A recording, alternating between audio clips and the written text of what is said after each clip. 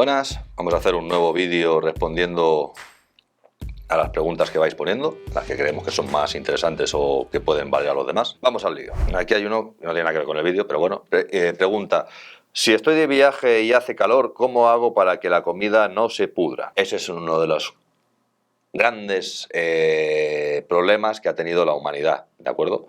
El hecho de transportar comida que se pueda pudrir, tipo carnes, etcétera. Entonces, el ser humano en sí mismo ha creado formas de conservar esos alimentos, ¿de acuerdo? Ya sea en desalados, ya sea ahumados, salados, etcétera. Entonces, tienes que elegir el tipo de alimento adecuado para la zona en la que te estás moviendo, si tienes que moverlo durante varios días, ¿de acuerdo? Es más, esa elección de alimento que no el hecho de querer conservar por narices un alimento que se va a pudrir. Sí, además tiene muchas complicaciones porque es difícil de detectar en qué punto se está poniendo malo y puedes enfermar, ¿de acuerdo? Entonces, si voy a ir a una zona calurosa, es más fácil el hecho de llevar frutas con cáscara dura, véase sandías, melones, plátanos, etcétera, que van a resistir mucho más esa temperatura. Aquí me preguntan: haz un vídeo o consejo de dónde dormir en el monte, es decir, mejor lugar, agujero en el suelo, árbol, etcétera. Si tengo la opción, es decir, tengo la gran suerte de encontrar una cueva, ojo, no os vayáis a meter en cualquier cueva con riesgos de desprendimientos y demás, pero si tengo la opción de encontrar una cueva que esté estable, es el mejor refugio posible, ¿de acuerdo? Porque las cuevas suelen mantener una temperatura estable todo el año, creo que era entre 19 y 21 grados, ahora no recuerdo bien el dato, ¿de acuerdo? Pero se mantiene esa temperatura y humedad estables. Me sirve de refugio para la lluvia, puedo cerrar la entrada para evitar la entrada de animales, etcétera. Voy a estar fresco en verano, voy a estar caliente en invierno.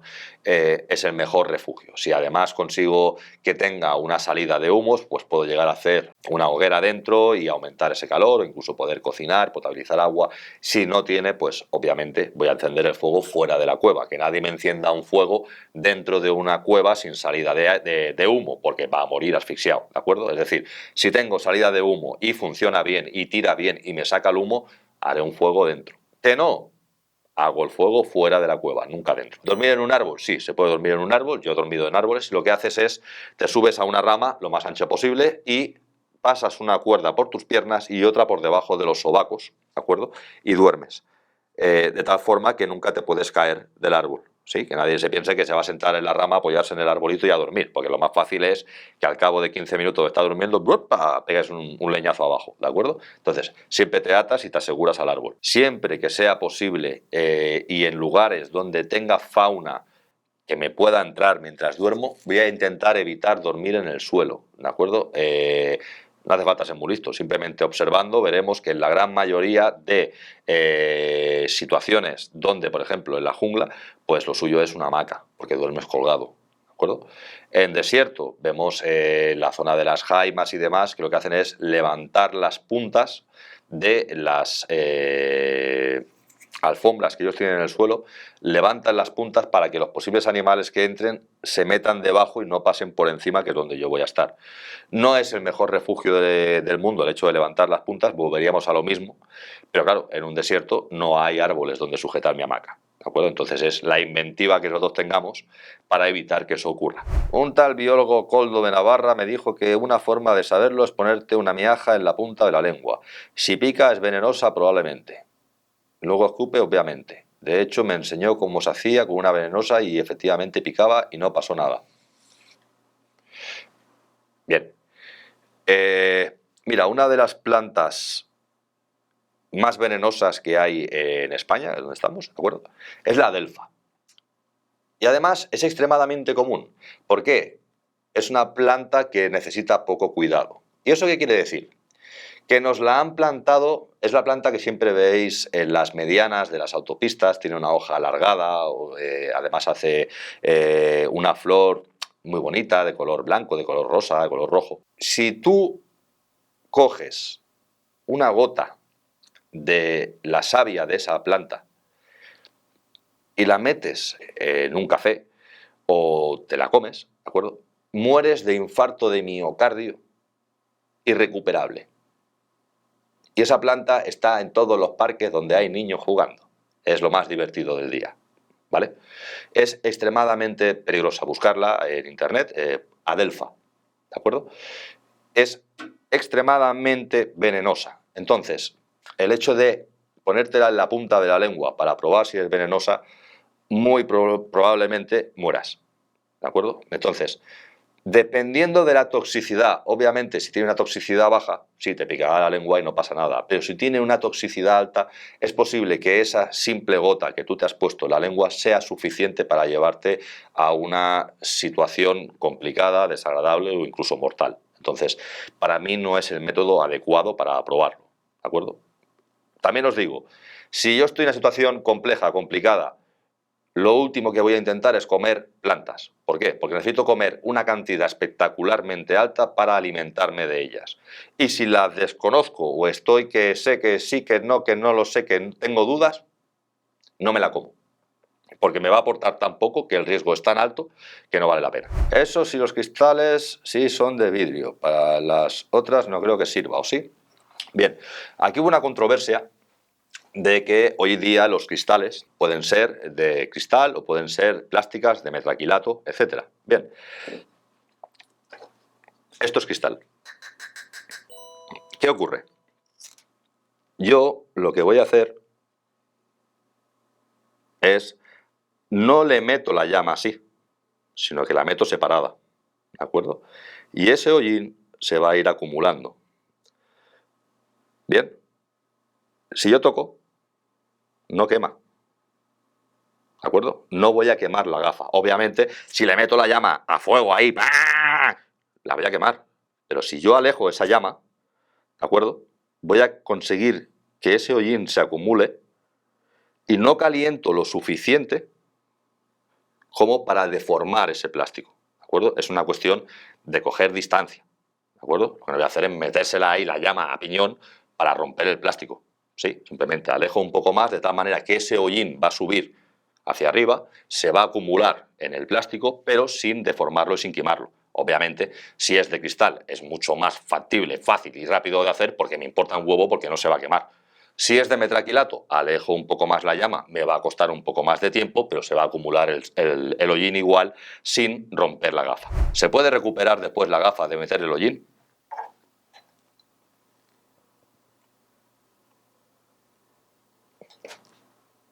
Ya no tiene hollín. Pregunta. Y en caso de que cayeran rocas y taparan el coche, ¿tú qué recomendarías hacer? Es decir, yo voy en el coche y me empiezan a caer rocas hasta el punto que cubren el coche.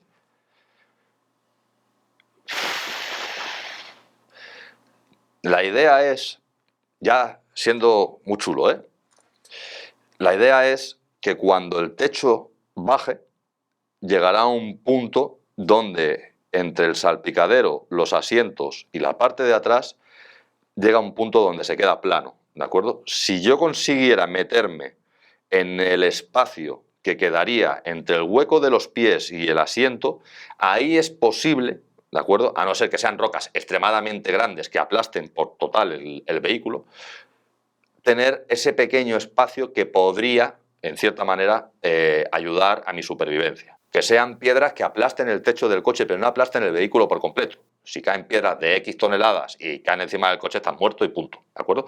Pero si se produce esa situación donde las piedras aplastan el techo del vehículo, el tener ese hueco entre los pies y el asiento, el salpicadero, ese pequeño espacio que quedaría ahí, teóricamente podría ayudarte o favorecer el porcentaje de que sobrevivas. Otro me dice, en España no estoy seguro de que sea legal llevar gasolina en garrafas, no estoy seguro.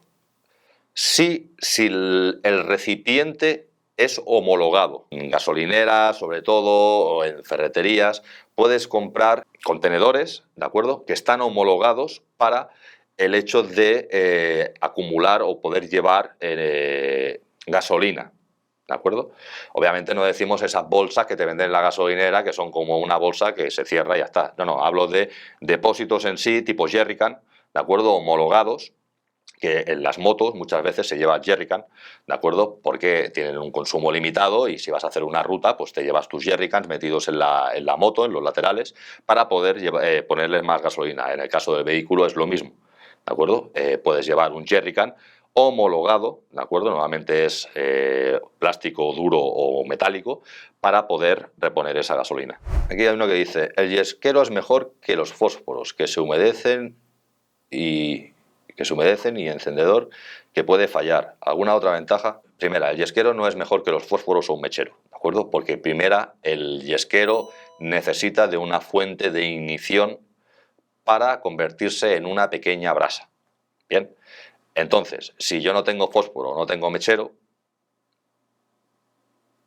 ¿sabes, no? Va a ser difícil sacar la chispa. Puedes hacerlo, sí, con un pedernal y que encuentres una piedra y saques una chispita. Vale, ok, pero siempre será mejor los fósforos o el mechero que un hongo yesquero. Obviamente, si lo encuentro, pues lo voy a aprovechar y ya está. Y dice, ¿alguna otra ventaja? ¿De acuerdo? Y sí, el hongo yesquero, dicen, yo no lo he probado, que se puede comer o incluso hacer infusiones con el hongo, ¿de acuerdo? Porque no es tóxico y aporta algunas vitaminas y sabor al agua, ¿de acuerdo? Yo no lo he probado, lo he leído y he visto gente que creo es fiable haciéndolo y tengo que probarlo. Ya os diré que cuando lo pruebe. Aporte importante. Si tienes mucha sed, bebe agua aunque te quede poca. Se han encontrado muchos cadáveres en el desierto con agua en la botella. Estoy de acuerdo. ¿Por qué? Cuando tú estás deshidratado, ¿de acuerdo? Normalmente empiezas a tener mareos, empiezas a encontrarte mal, tu temperatura corporal sube, se produce una vasodilatación, se puede producir una hipotensión, ¿de acuerdo? Porque tu sangre va hacia esos vasos que se han dilatado y se produce una hipotensión y vas a empezar a pensar mal, ¿de acuerdo? Entonces, es preferible el ir bebiendo sorbitos e irte hidratando a coger y procurar no beber hasta el límite, porque ya en ese límite has dejado de pensar bien, tu cuerpo empieza a funcionar mal y ya puedes haber generado un problema, ¿de acuerdo? Entonces, es preferible irte hidratando a poquito, que nadie diga, me queda poca agua, pues me la bebo de golpe. Innecesario, porque tu cuerpo es un circuito cerrado, ¿de acuerdo?, que funciona con una cantidad determinada de agua.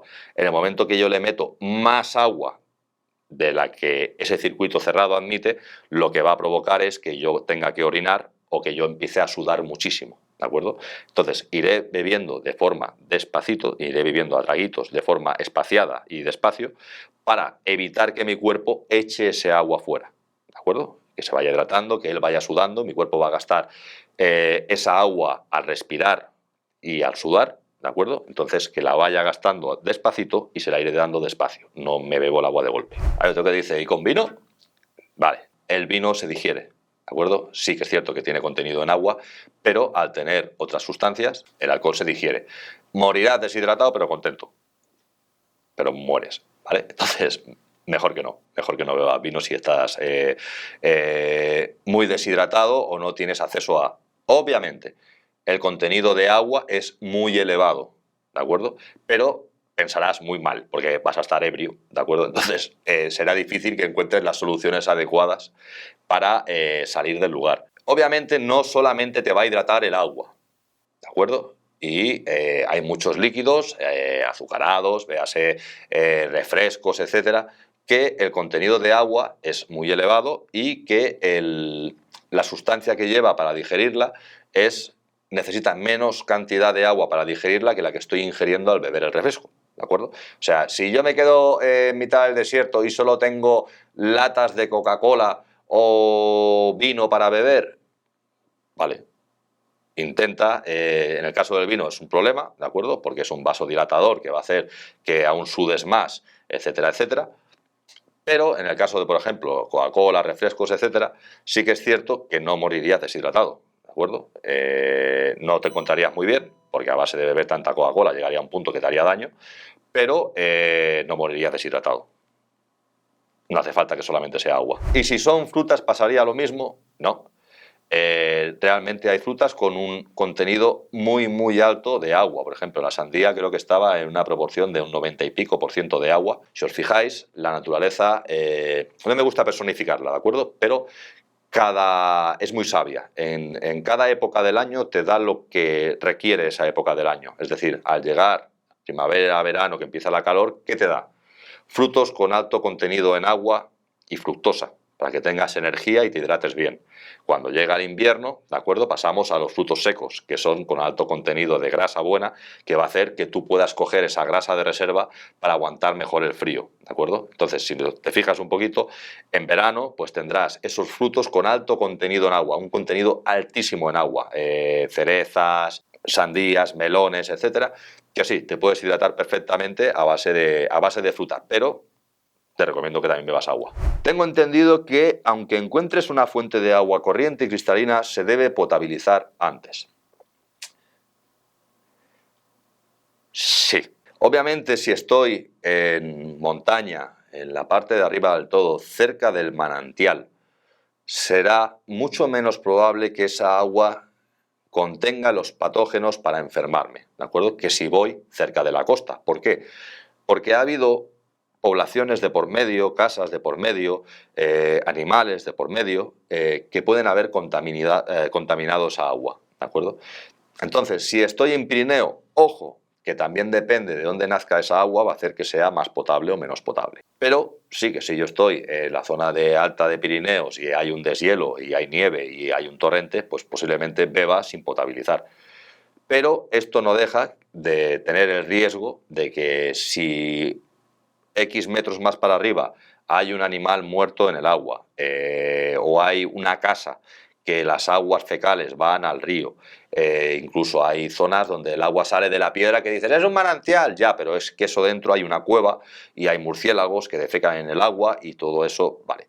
Ante la duda, ante el riesgo, siempre mejor potabilizar. Esa debería ser la regla de oro. Que después haya aguas que sea más factible o menos que te puedan enfermar, también, ¿de acuerdo? Pero siempre que puedas, potabiliza. ¿Qué cosas hay que llevar en la mochila? Un mínimo de cosas. Otro vídeo con eso, please. Bien. ¿Cómo explico esto? Cada situación, cada entorno y cada persona requiere de cosas diferentes, ¿de acuerdo? No hay una panacea, no hay... Obviamente, si yo llevo una mochila que pesa 80 kilos, con tienda de campaña, saco de dormir, comida, etcétera, no me va a faltar de nada. Pero no es viable que en una situación donde yo voy a dar un paseo por el campo vaya cargado como un burro, porque voy a pasear, voy a darme una vuelta. Entonces, para mí, un objeto de supervivencia que a mí me pueda valer tiene que ser algo que no pese, no ocupe espacio y no me moleste al caminar, porque si no, no lo voy a llevar nunca. Porque nada, me voy aquí al lado, no me llevo eso. No, tiene que ser algo que no me dé cuenta que llevo encima. Yo por eso siempre recomiendo la bolsa de basura industrial, porque tiene 1000 usos y me puede sacar de 1000 aprietos. Recomiendo el silbato, porque lo mismo, me viene un animal, sea un perro, sea lo que fuere, me pongo a pitar, le va a molestar bastante el sonido, pero si yo me pierdo, además, me pongo a silbar y ese sonido se va a mover por el aire mucho más lejos que mi voz, ¿de acuerdo? Con lo cual va a facilitar muchísimo el rescate. Y por último, el encendedor. ¿Por qué? Porque si baja mucho la temperatura, puedo crear un fuego, un punto de temperatura que me ayude a pasar la noche. Para mí, esos 3 elementos son lo básico. Es decir, eso es lo que toda persona que acceda a un medio que no está garantizado aquellos pequeños elementos que él puede necesitar, debería llevar. ¿De acuerdo? Bolsa de basura industrial, el silbato para ayudar al rescate y el mechero para crear ese punto de temperatura. ¿Y para qué transportar el fuego si tenéis un encendedor? ¿Acaso no lo podéis encender directamente donde lo necesites? Sí. Si yo tengo un encendedor, lo que voy a hacer es intentar proteger, es decir, hacer que ese encendedor me dure el máximo tiempo posible. ¿De acuerdo? Con lo cual, lo que voy a procurar es reservarlo. Si yo tengo una forma de hacer así, y esto, guardarlo en el bolsillo y tardar muchísimo en volver a usarlo, me garantizo más utilidad del mechero que si cada hora tengo que estar encendiendo, llegará un punto que se gastará la mecha, se gastará el gas y el mechero dejará de ser funcional, ¿de acuerdo? Entonces, cualquier elemento que yo pueda tener para ahorrarme el gastar en mi fuente principal de obtener una llama, mejor, ¿de acuerdo? Entonces, no digo que tengas que andar buscando hongos yesqueros desde la puerta de tu casa hasta que vuelvas, por si acaso, no gastar el mechero, pero en una situación donde yo ya me veo comprometido y que sé que voy a tener que estar X tiempo fuera de mi casa y voy a necesitar el recurso del fuego y me tengo que mover, necesito transportarlo, voy a intentar gastar lo mínimo posible en mi mechero. ¿De acuerdo? Es así de sencillo. ¿Alguna vez has tenido que recurrir a eso? Sí, por necesidad y sí por práctica. ¿De acuerdo? Pensar una cosa, el hecho de comer insectos es más normal de lo que parece, es decir, el hecho de no comerlos es más una cuestión social que otra cosa. Es decir, si tú te mueves a otros países como México, como Tailandia, incluso en España, ¿de acuerdo? Se comen los caracoles, comemos gambas. Las gambas son insectos de agua. Dejar de darle vueltas. Marisco, ponerle el nombre que queráis, son insectos de agua. ¿De acuerdo? Si tú ves una tarántula y ves un centollo, tiene el mismo cuerpo, la misma cantidad de patas, todo igual. Olvidaros de formas, sabores, colores, olores. Comida es comida, ¿de acuerdo? Si tienes hambre y estás en una situación crítica y necesito ingerir comida para darle energía a mi cuerpo, para que siga vibrando en caso de tener hipotermia, para poder seguir avanzando, etc., y no hay comida habitual, tengo que recurrir a lo que sea para seguir alimentando mi cuerpo y que no fallezca, ¿de acuerdo? Entonces, sí, yo ha habido situaciones donde llevaba 2, 3 días sin comer, pegándole caña al cuerpo, y es que el propio cuerpo te lo pide, el propio cuerpo te dice cómete eso, porque estás muerto de hambre y no has encontrado nada más. Yo desde comer lagartijas, ratones, escarabajos, todo lo que he pillado, todo lo que he pillado por ahí, cuando tienes hambre, cuando estás al límite, te lo vas a comer. Y te digo una cosa, cuando tienes mucha hambre, no sabe ni mal. Quitaros un poquito la imagen esa que tenemos aquí, la facilidad de ir al súper y comprar lo que nos dé la gana, eso está genial. Yo también lo hago, voy al súper y compro, no pasa nada. Pero en una situación real donde tu vida está comprometida, más te vale saber que eso se puede hacer, ¿de acuerdo? Porque va a facilitar mucho tu supervivencia. Bear Grylls se los comía sin cocinar. Vale. Ay, olvidaros de Bear Grylls, ¿de acuerdo? Bear Grylls en sí, no recuerdo cómo se llama el programa, es un actor, ¿de acuerdo? Que puede saber más o menos de supervivencia, pero el programa en sí está hecho para entretener, para tenerte sentado en la silla, embobado, mirando la pantalla, ¿de acuerdo? En un porcentaje extremadamente alto de las técnicas que realiza son perjudiciales, es decir, van en contra de la supervivencia. Os recomiendo encarecidamente que os metáis en internet, que hoy en día tenemos muchísimo acceso a información y hay grandísimos profesionales en internet. Hay otros que no lo son y son vendehumos y no han salido del patio de su casa, ni del jardín, ni del bosquecito y que solamente se dedican a copiar técnicas de otros.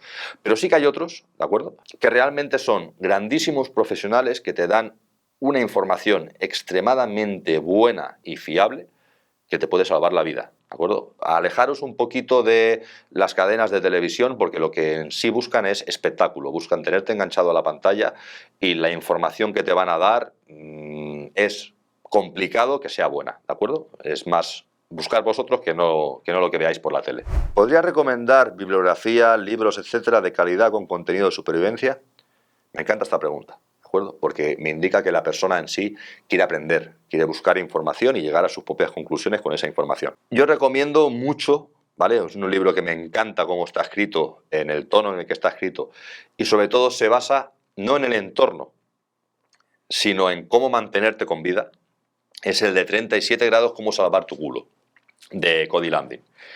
Creo que era Cody Landing. Muy buen libro porque realmente te dice qué tienes que tener en cuenta de tu organismo dentro de un entorno para conseguir mantener esa temperatura que va a hacer que ni tengas hipertermia ni hipotermia, ¿de acuerdo? Entonces, es un libro muy, muy recomendable para centrarte en cómo mantener tu cuerpo con vida. Y sobre psicología, que es la otra, para mí es el 90% de la supervivencia, ¿de acuerdo? Es quién vive, quién muere y por qué. ¿De acuerdo? Es un libro que relata diferentes situaciones y da la explicación psicológica de por qué cada uno actúa como actúa y a qué te lleva eso. ¿De acuerdo? Y es un grandísimo libro que os lo recomiendo muchísimo si lo podéis leer. ¿De acuerdo? Vale mucho la pena. Bien, pues hasta aquí este vídeo de responder vuestras preguntas. Si tenéis cualquier duda, no dudéis en dejarla, intentaremos responderla.